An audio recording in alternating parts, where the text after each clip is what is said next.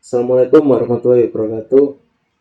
Perkenalkan, nama saya Muhammad Sofyan dengan NIM 2023 1037 0311 135. Saya berasal dari kelas pemodelan dan simulasi data C. Nah, di sini saya akan mempresentasikan final project tugas besar saya, yaitu tentang pembuatan dataset. Terus yang kedua ada program finalnya. Terus yang ketiga nanti ada dashboardnya. Nah, di sini judul saya yaitu simulasi sistem antrian layanan konseling mahasiswa menggunakan agent based modeling atau ABM untuk analisis waktu tunggu dan efisiensi sistem. Nah, baik, yang pertama yaitu saya akan menjelaskan bagaimana sih cara saya membuat dataset dummy ini. Nah, di sini saya telah menentukan dataset dummy saya yaitu mempunyai 16 kolom dan 2000 baris data. Nah, bisa dilihat ini kolomnya ada 16. Nah, terus baris datanya tuh ada sekitar pas 2000 data. Nah, 2000 data. Nah, ini di sini 2001 karena satunya itu dibuat untuk penamaan kolom. Nah, saya akan menjelaskan bagaimana sih caranya membuat dataset ini semua. Nah, di sini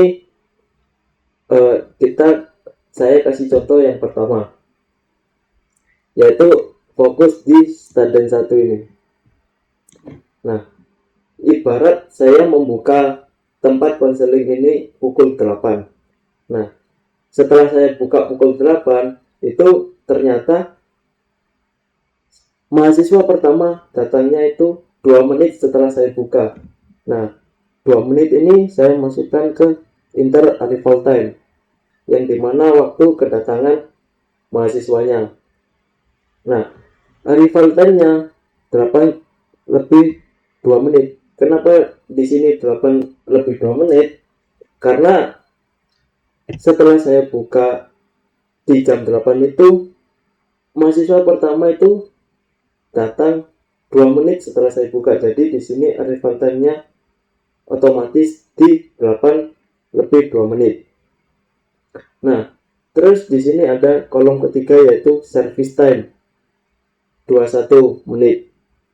Nah, di service time sendiri itu saya kasih range antara 5 sampai 30 menit.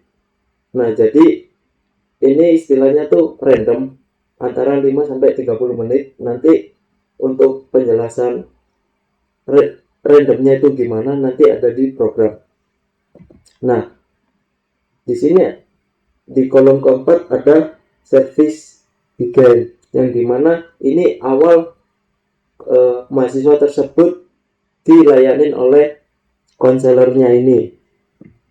Nah, di sini mulainya tuh 802. Kenapa langsung dimulai? Karena di sini konselornya itu kosong. Nah, di pelanggan pertama jadi otomatis langsung dilayanin oleh konselor ini. Nah, dimulai dari 802. Nah, terus service N-nya ini di 8 lebih 23, yang dimana yang saya dapat dari 802 ditambah waktu lama service time yaitu 21 menit. Jadi di service berakhirnya itu 8 lebih 23 menit.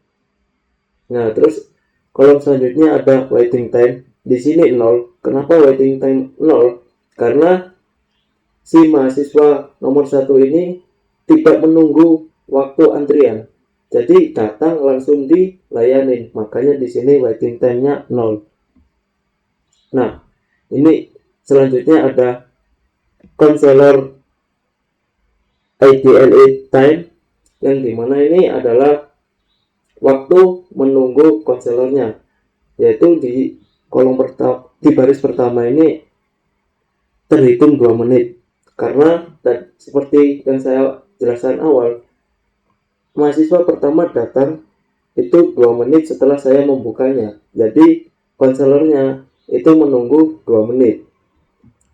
Nah, di sini keterangannya ada konselor 1. Nah, di sini saya setting ada 3 konselor untuk menangani 2000 mahasiswa ini. Baik, kolom selanjutnya yaitu ada stress before CPT.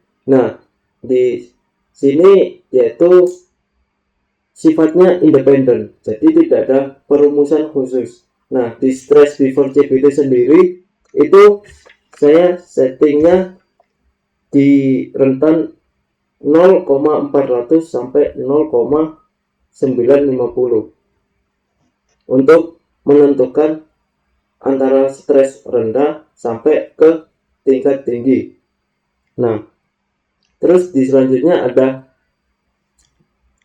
current stress yang dimana ini mempunyai rumus, yaitu rumusnya tuh ini. Nah, stress increase sama dengan waiting time dikali 0,002 dikali buka kurung 1 dikurang resilience tutup kurung.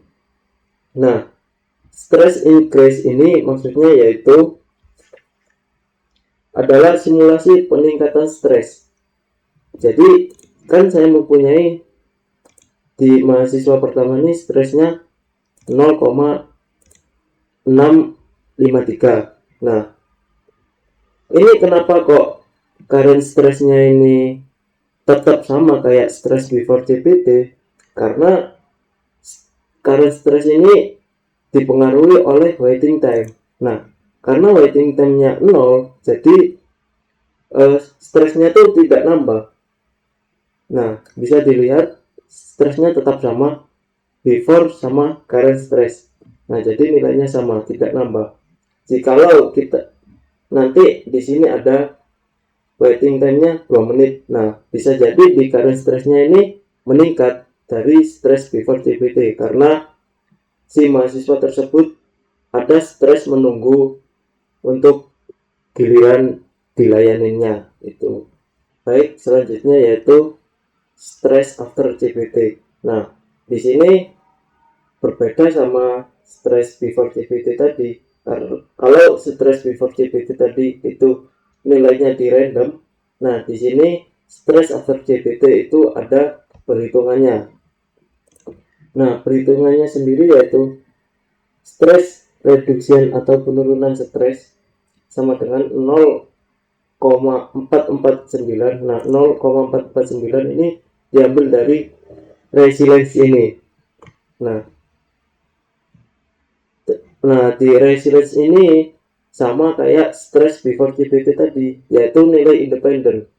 Tidak ada rumus turunan khusus untuk menghitung kolom ini. Jadi ini random yang dimana saya set di angka 0,150 sampai 0,600.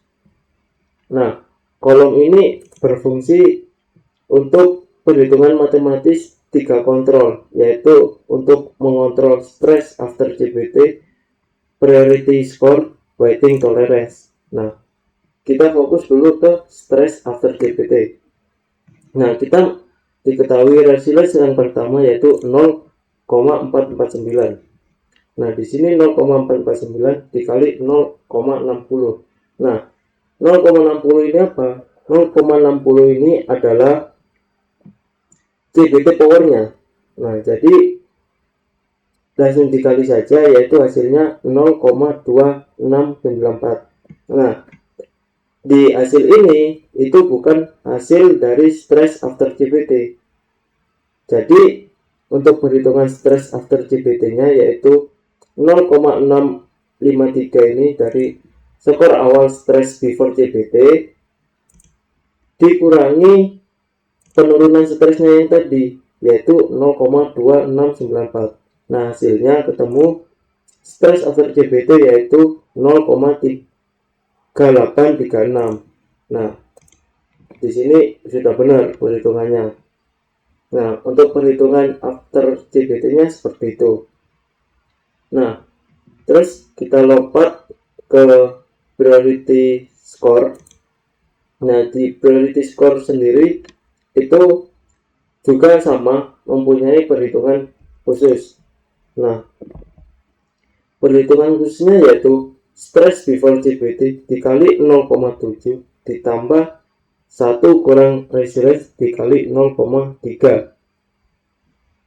Nah, di sini sudah saya setting semua, nanti saya kasih penjelasan di programnya untuk mengenai rumus ini. Nah, kita contoh yang mahasiswa pertama, yang dimana tadi udah ketemu untuk masalah after GPT. Nah, kita sekarang melihat nih untuk priority skornya itu gimana sih menghitungnya. Nah, jadi kita lihat di sini 0,453. Kita sekarang fokus ke yang kolom 2 yang di sini. Nah, ini 0,453 ini berasal dari dataset kolom stress before GPT. Nah, dikali 0,7 ditambah buka kurung 1 dikurang 0,341. Nah, 0,341 ini berasal dari resilience yang kedua. Nah, ini 0,341. Jadi terus dikali 0,3. Nah, nanti ketemunya priority score-nya itu di 0,5148. Kita lihat hasilnya. Nah, benar. Priority score-nya itu di 0,5148. Nah, yang terakhir selanjutnya ada waiting tolerance. Nah, di waiting tolerance itu sama, ada perhitungannya juga. Nah, ini contoh ini waiting tolerance, yaitu rumusnya 25 ditambah resilience dikali 45 dikurang stress before GPT dikali 15. Nah, di sini waiting tolerance 25. Nah, ini resilience-nya di yang nomor 1. Resilience yang nomor 2 di kolom kedua. Jadi kita fokus ke kolom kedua. Nah, 0,341 kita tulis di resilience ini, kita masukkan. Terus di stress before GPT-nya itu 0,453. Nah, ini 0,453 sini di stress before GPT. Nah, setelah itu tinggal dihitung saja, nanti ketemu 33,55. Nah, karena di sini saya pakai perhitungan menit dengan pembulatan, jadi 33 menit lebih 55 ini masuknya ke pembulatan 34 menit. Jadi di sini ditulis 34 menit untuk waiting tolerance di mahasiswa yang kedua ini. Selanjutnya ada agent status, ya ini kolom terakhir, yang dimana ini sebuah informasi apakah mahasiswa tersebut selesai dilayani atau ditolak. Nah, kenapa kok bisa ditolak? Nah, alasannya di sini. Nah, ada aturan khusus yang dimana di konseling ini yaitu dibuka pukul 8 pagi sampai 21 malam atau jam 9 malam. Nah, kita lihat di sini awal buka jam 8 pagi. Nah, berakhir di jam 9 malam. Nah, selebihnya jam 21 malam atau jam 9 malam itu digeser ke hari berikutnya, yaitu di hari kedua. Nah, di hari kedua sama sampai jam 9 malam. Nah, yang datang selanjutnya itu digeser ke hari ketiga, begitu pun sampai selanjutnya sampai selesai. Untuk dataset mungkin penjelasan saya segitu. Nah, di sini juga ada kolom kesimpulan. Nah, di sini kita lihat sama-sama, yaitu ada jumlah mahasiswa 2000 mahasiswa. Mahasiswa yang dilayani ada 1999. Mahasiswa yang ditolak karena jam tutup itu 1. Persentase ditolak 0,05. Jumlah konselornya ada 3. Rata-rata waktu tunggu 0,83. Nah, di rata-rata ini itu perhitungannya cukup simpel. Contoh rata-rata servis nih. Contoh kita rata-rata servis time. Nah, ini ditambah semua sampai 2000. Nah, nanti dibagi jumlah datanya yaitu 2000. Nah, nanti di rata-rata waktu tunggunya ketemu segini 0,83. Nah, di sini juga ada waktu tunggu maksimal, rata-rata waktu layanan, rata-rata IDLE time konselor, terus probabilitas menunggu, rata-rata stres. Nah, ini hasilnya ini. Nah, jadi di rata-rata ini cukup simpel, jadi semua data ditambahkan. Contoh satu kolom ini ditambahkan semua, nanti dibagi dengan total jumlah datanya yaitu 2000. Nah, untuk kesimpulannya ini. Mungkin itu untuk penjelasan dataset. Nah, yang kedua yaitu untuk penjelasan mengenai program. Nah, di sini saya membuat 2 program. Yang pertama yaitu di Colab sendiri itu full program Python. Nah, jadi kayak untuk di sini fokus ke preprocessing data, terus visualisasi dan hasilnya nanti di sini. Nah, yang kedua yaitu ada di VS Code. Nah, di VS Code sendiri ini bukan hanya Python, tapi di sini ada CSS-nya juga. Nah, di sini fungsinya itu untuk membuat dashboardnya nanti. Nah, di program ini sudah saya upload ke GitHub juga, nanti saya kasih penjelasannya. Nah, kita fokus ke Colab aja. Nah, di sini saya sudah kasih keterangan, notebook ini membangun model agent based modeling untuk sistem antrian layanan konseling mahasiswa dengan 3 komponen: student agent, counselor agent, counseling environment. Nah, fitur jam operasionalnya sendiri yaitu di jam 8 pagi, tutup jam 9 malam, atau setara 13 jam operasional setiap harinya. Nah, selain simulasi utama, notebook ini juga melakukan analisis Monte Carlo, validasi teoritis terhadap model antrian klasik, visualisasi hasil, rekomendasi sistem otomatis, dan yang terakhir ekspor hasil ke file CSV. Yang pertama ada import library. Nah, di sini saya menggunakan library math, time, terus IO untuk datasetnya, terus widget, NumPy, Pandas, Metrolit, dan Skippy. Nah, ini sel pertama yaitu untuk import library-nya. Sel kedua ini konfigurasi waktu operasionalnya di jam 8 sampai tutupnya di jam 9. Nah, tutup di jam ini jam 9. Nah, terus selanjutnya ada agent student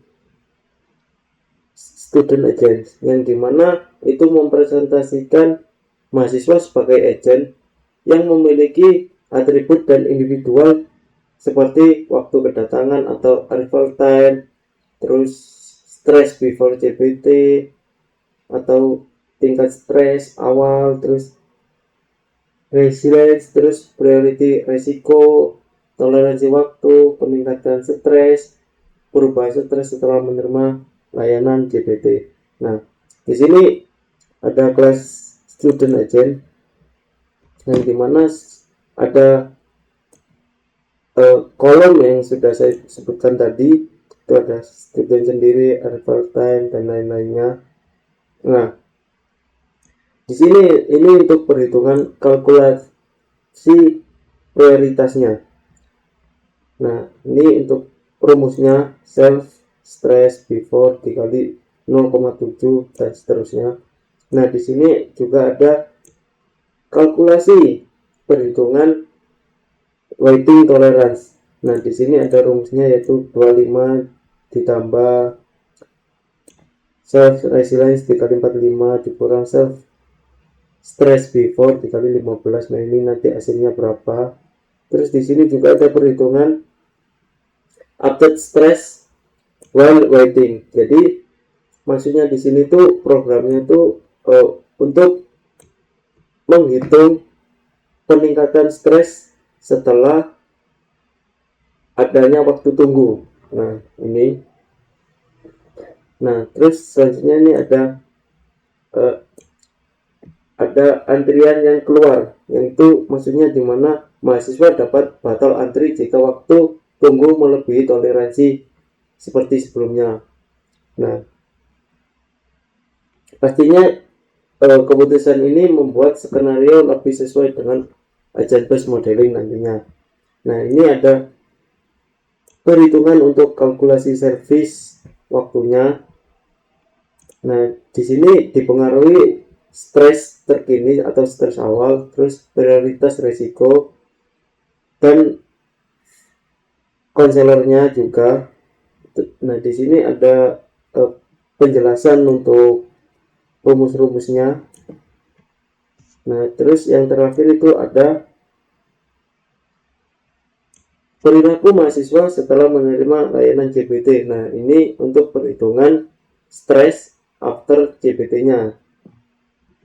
Nah, ini nanti muncul bisa turun atau naik. Nah, nanti ditentukan di sini. Terus selanjutnya ada agent konselornya. Nah, itu mempunyai beberapa kolom, yaitu kayak waktu tersedia, total layanan, IDL time, jumlah mahasiswa dilayani, backage akibat beban layanan, dan lain-lain.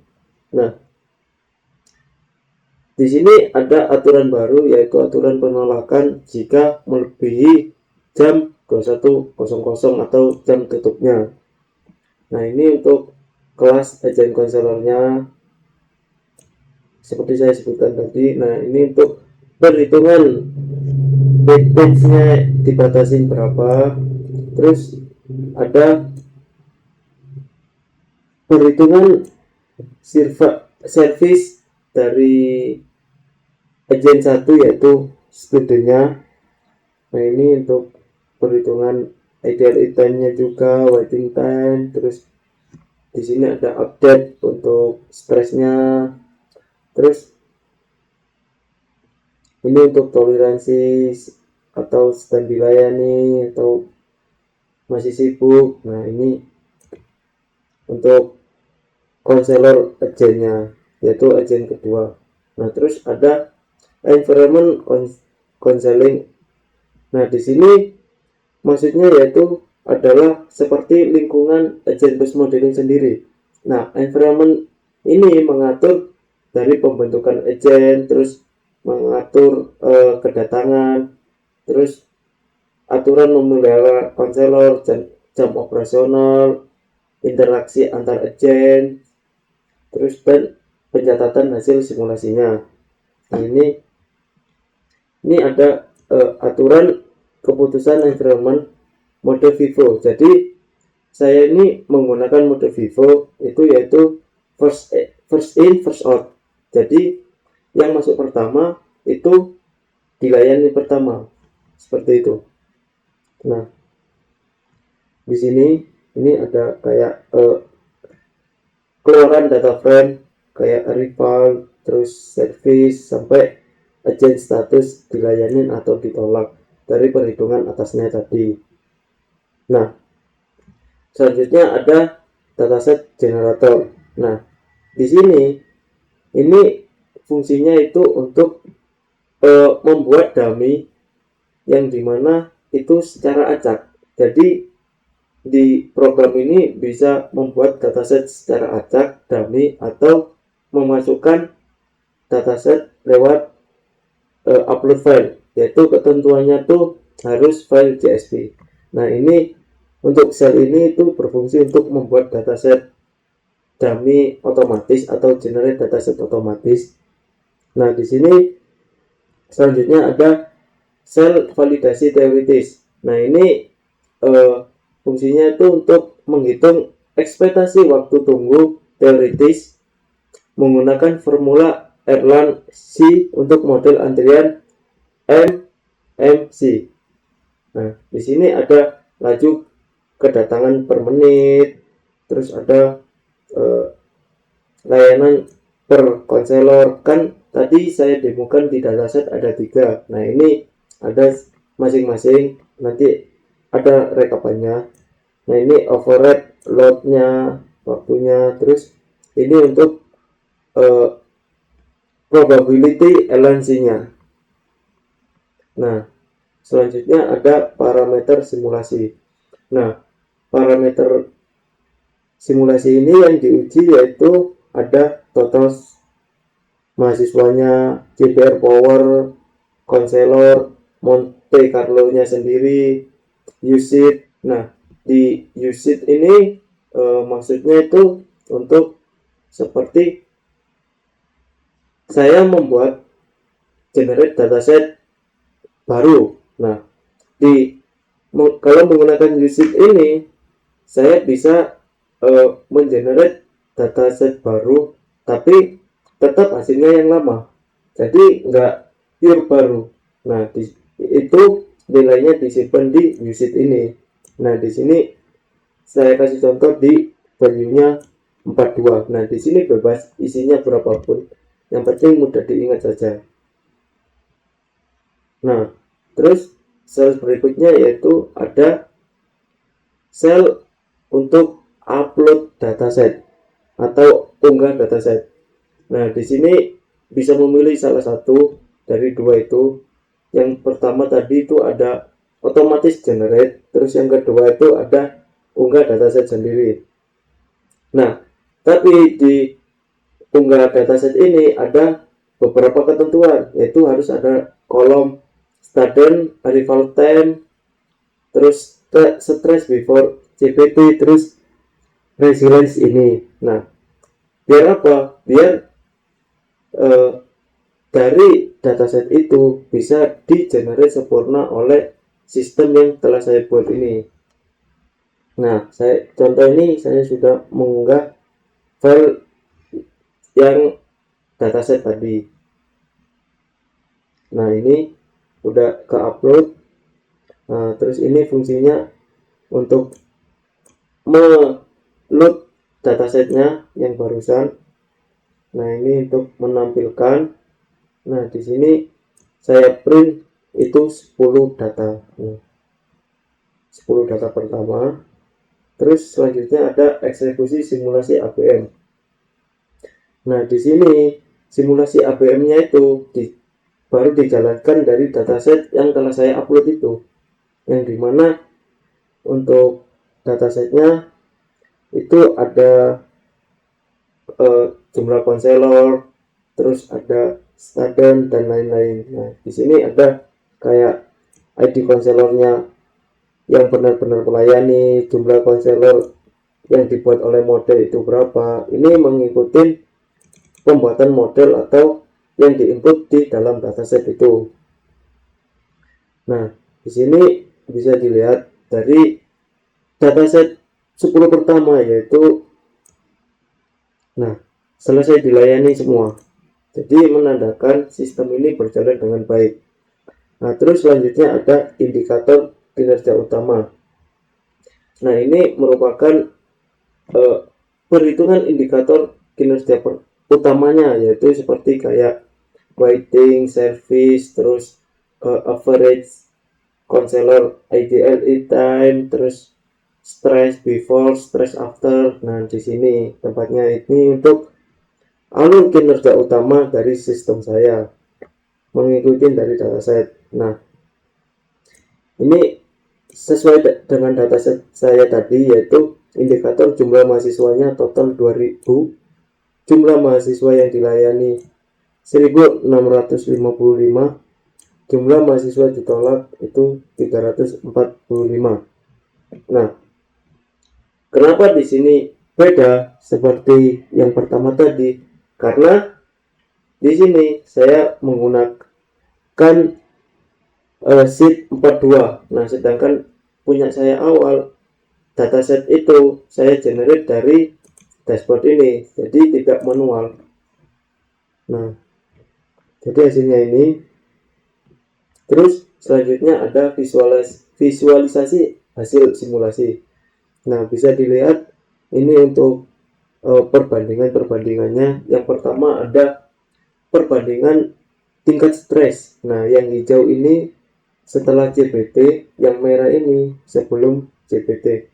Nah, bisa dilihat ini yang hijau dominan menurun, yang merah dominan tinggi. Nah, bisa disimpulkan bahwa mayoritas mahasiswa yang telah melakukan layanan konseling di sistem saya ini tingkat stresnya itu menurun. Dilihat dari representasi warna hijau ini yang terus menurun. Nah, terus di sampingnya ini ada distribusi waktu tunggu mahasiswanya. Nah, ini cukup bervariasi dari mahasiswa yang pertama sampai yang ke 2000 mahasiswa. Nah, terus ada beban kerja konselor. Nah, ini saya cuma nampilkan satu saja untuk melihat konselor pertama tuh berapa sih waktu yang dibutuhkan untuk melayaninya. Nah, di sini cukup tinggi untuk datanya. Nah, selanjutnya ada distribusi penurunan stres setelah CBT. Nah, ini untuk visualisasinya. Penurunan stresnya itu cukup bagus. Memang di awal-awal tuh tidak terlalu menonjol, tapi di masa pertengahan sampai di akhir sangat menonjol untuk penurunannya. Terus selanjutnya ada tabel data simulasi. Nah, ini cuma menampilkan datanya saja dari row pertama sampai row ke 2000 data. Jadi totalnya 2000 data dikali 16 kolom. Nah, selanjutnya ada ekspor hasil simulasi. Nah, ini fungsinya ini untuk mengekspor hasil simulasi saya ini. Jadi dataset setelah melakukan simulasi itu bisa di download, dan laporan ringkasnya itu bisa di download juga lewat txt nantinya, bukan hanya tentang dataset. Nah, selanjutnya di slide selanjutnya ada analisis Monte Carlo, yang dimana di sini itu untuk melihat kestabilan hasil simulasi yang dilakukan oleh model Monte Carlo ini. Seperti iterasi independen, dataset dibangkitkan ulang setiap iterasi agar performa tetap terjaga pada dataset besar. Jumlah mahasiswa per iterasi Monte Carlo dibatasi maksimum 200 agent. Nah, ini untuk simulasi Monte Carlo-nya. Nah, di sini seperti contoh kayak waiting time dibuat rata-rata. Nah, ini untuk hasilnya kayak rata-rata waktu tunggu, probabilitas menunggu, rata-rata pelayanan, rata-rata penurunan stres. Nah, ini untuk hasil pengujian dari Monte Carlo itu sendiri. Terus selanjutnya ada statistik dan interval kepercayaan. Nah, di sini tuh untuk merepresentasikan tingkat kepercayaan atau hasil distribusinya. Nah, di sini bisa dilihat kayak rata-rata waktu tunggu berapa, terus batas bawah, batas atasnya berapa. Nah, selanjutnya yaitu ada describe. Nah, di sini untuk menampilkan per rata-rata seperti yang tadi. Nah, selanjutnya ada visualisasi Monte Carlo. Nah, bisa dilihat di sini ada dua visualisasi. Yang pertama yaitu distribusi waktu tunggu Monte Carlo. Nah, Di bagian kiri itu ada frekuensi, di bawah itu ada rata-rata waktu tunggu. Nah, bisa dilihat cukup bervarian, ada yang 0, ada yang sampai frekuensi 12 di waktu tunggu sekitar 55 menitan ini. Nah, terus yang di sampingnya itu ada analisis konvergensi Monte Carlo. Nah, bisa dilihat di sini untuk rata-rata waktu tunggunya juga. Nah, seperti ini. Di selanjutnya itu ada visualisasi Monte Carlo waktu layanan banding waktu tunggu.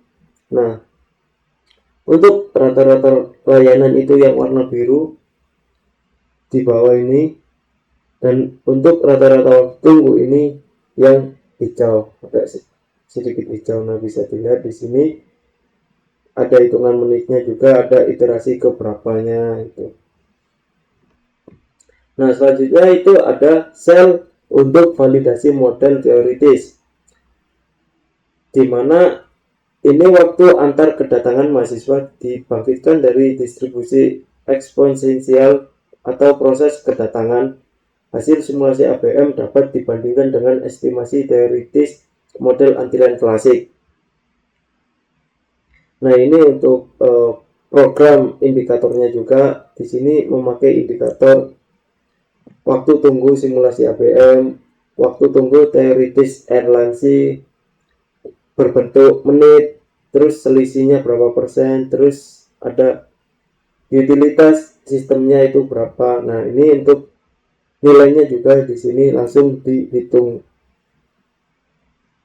Nah, di sini ada if else. Nah, dimana if else itu kalau true nanti menghasilkan catatan selisih antara simulasi ABM dan model teoritis wajar terjadi karena ABM memasukkan faktor tambahan bla bla bla bla bla. Nah, kalau misal false itu nanti ada berbentuk peringatan, yang dimana itu nanti peringatannya tuh kayak sistem berada di kondisi tidak stabil atau bagaimana gitu. Nah, ini ada if else. Terus yang kedua selanjutnya yaitu ada rekomendasi sistem. Nah, di sini berbentuknya juga if else else if. Nah, dimana ada beberapa kondisi. Yang pertama kondisi jika banyak mahasiswa tidak terlayani karena jam tutup, itu nanti munculnya tuh berapa banyak mahasiswa yang tidak dilayani.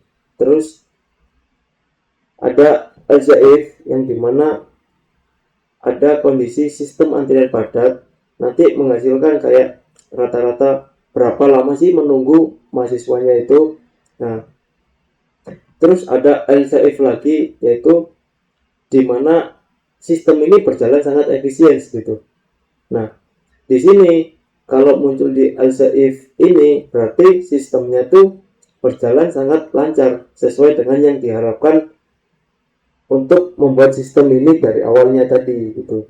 Nah, terus ada else atau false yang dimana ada kondisi terakhir, yaitu sistem berada pada beban sedang. Nah, ini nanti munculnya tuh sistem berada di kondisi cukup stabil dengan rata-rata waktu tunggu, menit dihitung menit dan probabilitas menunggunya, dan berapa banyak mahasiswa yang tidak terlayani akibat jam tutup itu nanti ditampilkan di sini.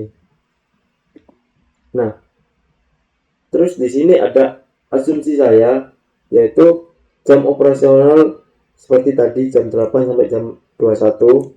Terus waktu layanannya itu ke rentan 5 sampai 30 menit. Terus metrik rata-rata waktu layanan penurunan stres yang benar-benar dilayani itu berapa. Terus proses kedatangan diasumsikan mengikuti distribusi eksponensial dengan rata-rata antar kedatangan sesuai dataset. Terus ada antrian dilayani murni berdasarkan urutan kedatangan FIFO. Jadi di sini sistem saya murni, saya pakai FIFO, first in first out. Jadi tidak ada campuran dengan LIFO. yang dimana di sini saya hanya memakai satu model Vivo doang, tidak ada campuran sama Vivo. Nah, terus ada jumlah konselor berapa, nah beserta environment konselornya sendiri. Nah, terus di sini ada simulasi Monte Carlo-nya itu maksimal di 200 agents. Terus ada validasi LNC. Nah, ini untuk saran pengembangan lanjutannya. Nah, terus di markdown terakhir itu ada link dashboard demo. Nah, ini bisa dipencet. Nah, di sini dashboardnya itu langsung muncul. Nah, di nama penggunanya itu admin, kata sandinya itu 1 2 3 4 5 6. Nah, di bawah juga sudah ada saya kasih demo, akunnya demo admin atau 1 2 3 4 5 6. Nah, di sini juga ada login kredensialnya. Nah, ini untuk program dashboard. Nah, di program dashboard ini di sini itu mengarah ke GitHub saya. Nah, jadi program dashboard yang di Visual Studio Code tadi itu sudah saya upload ke GitHub saya sendiri. Jadi bisa dilihat ini untuk GitHub-nya sudah ada. Nah, kenapa saya membedakan ada dua kategori? Nah, yang pertama di collab sendiri itu saya tidak bisa memasukkan file CSS ke sini. Jadi di collab itu saya fokuskan ke Python-nya, terus di Visual Studio Code-nya itu berbentuk dashboard-nya. Nah, di dashboard-nya sendiri ini sudah saya deploy lewat punyanya Streamlit aplikasi. Jadi ini murni saya pakai Streamlit untuk library-nya dan saya deploy-nya ke Streamlit juga. Begitu. Mungkin untuk penjelasan programnya cukup segitu. Nah, baik, selanjutnya yaitu yang ketiga, yaitu untuk penjelasan dashboardnya. Nah, di sini seperti saya bilang tadi, yaitu sudah saya deploy untuk linknya ini. Nah, di nama pengguna itu admin, di kata sandinya itu 1 sampai 6. Nah, ini 1 sampai 6. Di sini sudah ada demo kredensialnya di bawah, masuk saja. Nah, di sebelah kiri itu ada jumlah mahasiswanya itu berapa. Di sini maksimal 5.000 mahasiswa. Terus efektivitas power CBT-nya berapa. Sini saya tadi pakai 60. Nah, di sini ada juga jumlah konselornya berapa. Misal di sini kita coba generate di 3050. Nah, dengan konselor 5, efektivitas GPT 60, Monte Carlo 100. Nah, terus ada pengaturan lanjutan yaitu menggunakan random sheet. Nah, di sini maksudnya itu untuk dapat direproduksi lagi. Jadi data yang dieksekusi ini nantinya hasilnya tuh bisa sama ketika kita memasukkan jumlah sheet ini, misal 1 2 3 lah. Nah, ini nanti sama. Nah, selain ini untuk otomatis juga di sini saya sediakan itu untuk upload dataset sendiri. Nah, ini untuk uploadnya sendiri. Nah, di sini ada ketentuannya. Kolom wajib student arrival time, stress before GPT, resilience itu tersebut. Seperti penjelasan program saya ini. Nah, di sini saya coba untuk generate otomatis pakai sheet 1 2 3 ini. Nah, ini untuk prosesnya. Nah, ini udah selesai. Jadi di indikator kinerja utamanya itu ada rata-rata waktu tunggu, rata-rata pelayanan, probabilitas menunggu, waktu maksimum tunggu, mahasiswa dilayani, mahasiswa ditolak, persentase ditolak, terus jam operasional, stres sebelum JBT, stres setelah JBT, penurunan stres, jumlah konselor aktif, rata-rata prioritas agent, rata-rata toleransi tunggu, jumlah agent mahasiswa, dan metode simulasi ini. Nah, bawahnya ada visualisasi hasil. Nah, di sini seperti kayak tadi ada perbandingan tingkat stres, terus ada distribusi waktu tunggu, ada beban konselor. Nah, berbeda dengan yang program yang kedua tadi, itu cuma satu konselor. Nah, ketika di dashboard ini ditampilkan semuanya konselor. Nah, di sini kan tadi jumlah konselornya 5, jadi di sini tampilannya 5. Jadi beban konselornya bisa dilihat secara detail di dashboard ini. Nah, ini untuk distribusi histogramnya untuk penurunan stres setelah dilakukan JBT itu. Nah, ini untuk indikatornya cukup bagus ya, karena rata-rata cukup meningkat untuk penurunan stresnya. Nah, terus ada di sini tabel data simulasi. Nah, di sini ada dataset input, dataset wajib seperti ini. Nah, kolom wajib, student, interarrival time, stress. Nah, terus di sini juga ada hasil simulasi APM-nya. Nah, jadi dataset ini yang 3050 ini datanya masih di sini. Nah, masuk di sampai 3050 ini di sini melihatnya di hasil simulasi APM. Nah, fun fact-nya, saya tadi yang dataset kami itu saya menggunakan dashboard ini untuk mengenerate dataset sebanyak 2000 dataset tadi. Jadi dataset tadi hasilnya dari sini. Nah, selain dataset di sini juga ada ringkasannya kayak jumlahnya berapa, terus persentase ditolak, rata-rata waktu tunggu, rata-rata maksimum, rata-rata waktu layanan, sampai metode simulasi. Di sini ada 16 ringkasan. Nah, di selanjutnya ada ekspor hasil.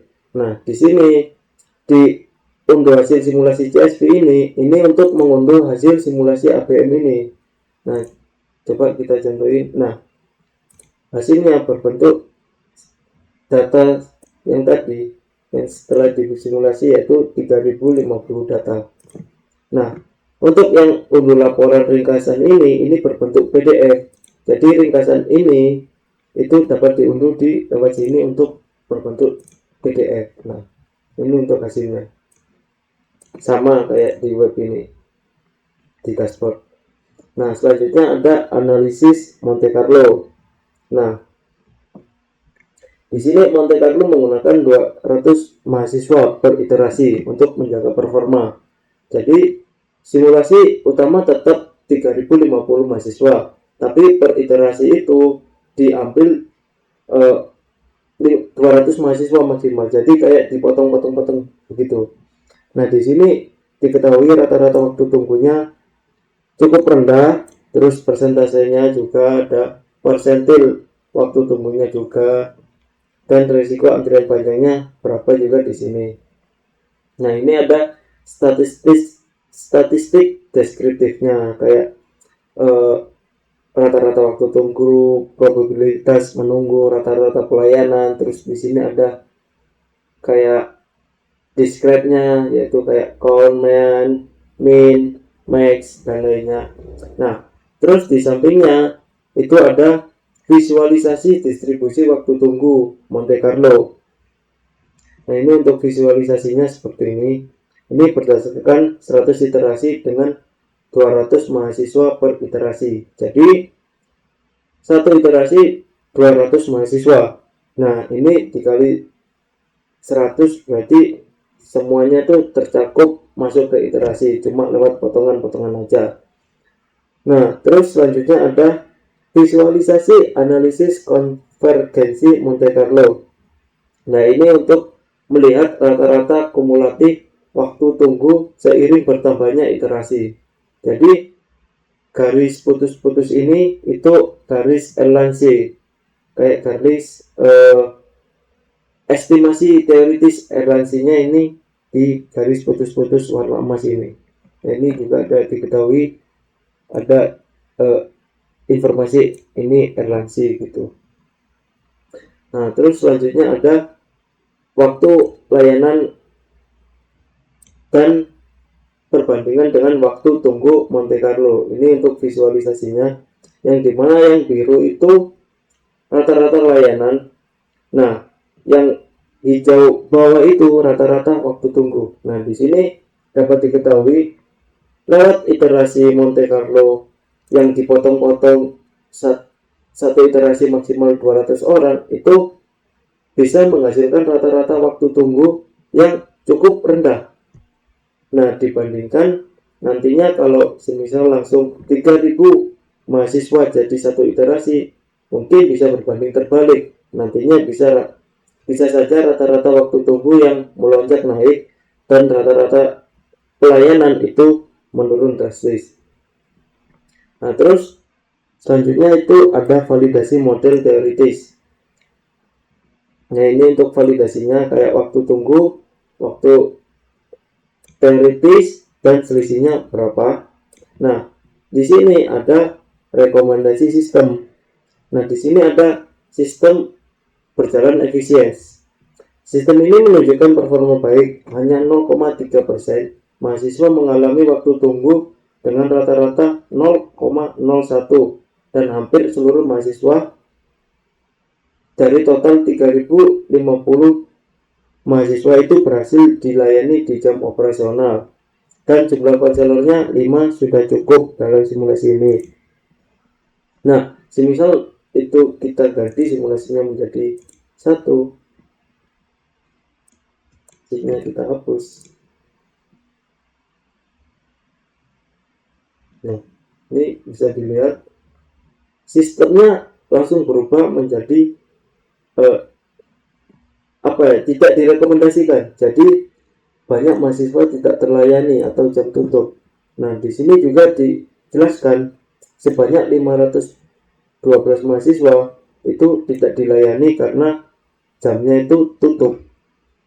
Nah, jadi di sini pun tidak hanya tentang kayak warning aja. Jadi di sini tuh ada rekomendasi sistemnya. Nah, di sini ada kayak disarankan menambah konselor menjadi 2 atau lebih mengikuti pertimbangan perpanjangan jam operasional. Nah, kita kembalikan ke 5. Lihat dengan sheet 1, 2, 3 seperti tadi. Nah, di sini kalau 5 itu sistem berjalan efisien. Nah, di sini dengan statistik menunjukkan hanya 0,3 mahasiswa yang mengalami waktu tunggu dengan rata-rata cukup rendah dan hampir seluruh mahasiswa 3050 itu dilayani di jam operasional. Dan dengan ini 5 konselor itu cukup dalam kondisi simulasi ini. Nah, di sini ada asumsi keterbatasan model seperti yang di programnya ini tadi sama ini. Nah, sekarang kita coba untuk membuktikan sheetnya itu benar apa enggak sih. Nah, sekarang kita coba tidak menggunakan sheet. Kita fokus ke sini. Ini tabel pertama, arrival time itu 15 menit. Nah, kita coba hilangkan dengan jumlah mahasiswa yang sama, efektivitas CPT yang sama, dan konselor yang sama, Monte Carlo yang sama. Hasilnya arrival time yang pertama 31 menit.